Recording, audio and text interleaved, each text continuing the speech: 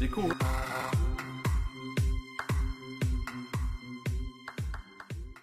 La clé, ça va être d'avoir une attaque fluide et performante, et notamment dans le duel tireur-gardien, pour limiter un petit peu le jeu sur grand espace de la Suède. L'acte défensif français est aujourd'hui bien en place. Restons à notre niveau défensif et peut-être avoir la capacité à avoir une efficacité offensive qu'on avait notamment contre les Russes en phase de poule.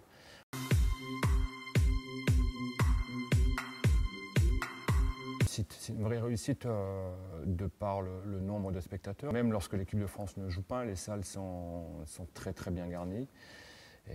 Et on mesure la réussite de ce mondial aussi à travers ça, parce que nombreuses ont été les compétitions où lorsque le pays hôte ne jouait pas, les salles étaient un petit peu plus clairsemées.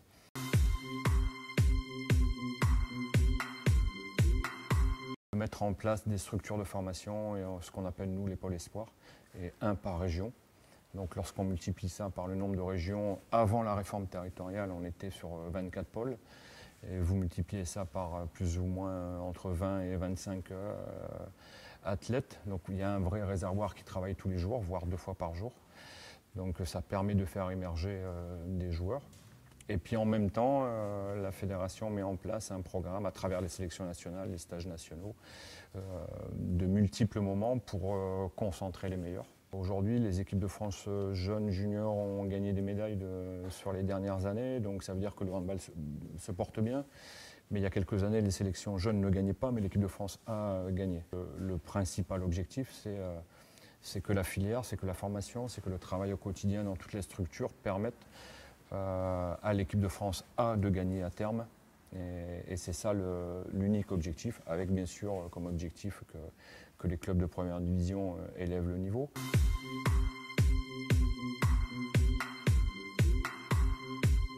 Aucune nation ne gagnera un championnat du monde, un championnat d'Europe ou les Jeux Olympiques sans un gardien performant.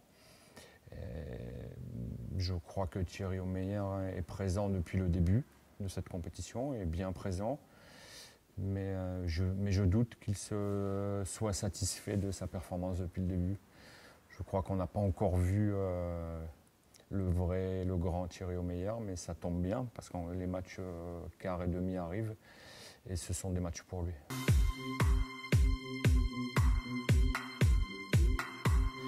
On parle d'évolution, mais pour moi c'est une révolution. Ça change plein de choses, c'est-à-dire qu'aujourd'hui les gardiens de but étaient plutôt amenés à rester dans leur zone, même lorsque leur équipe attaquait, et donc rester un petit peu dans leur bulle.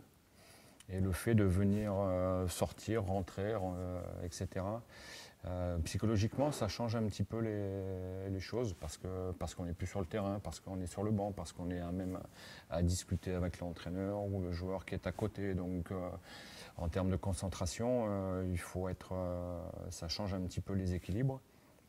Et puis après, il faut qu'il soit aussi buteur. Donc un gardien buteur, j'aurais rêvé de pouvoir remplir cette mission-là.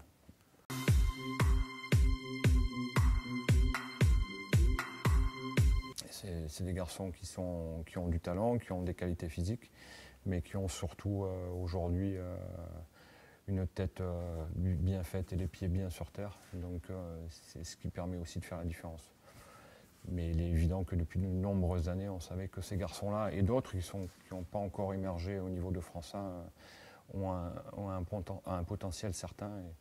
Et je pense qu'on va en retrouver de cette génération 96-97, mais même de 95-94 très très vite, et notamment à l'issue de ce mondial.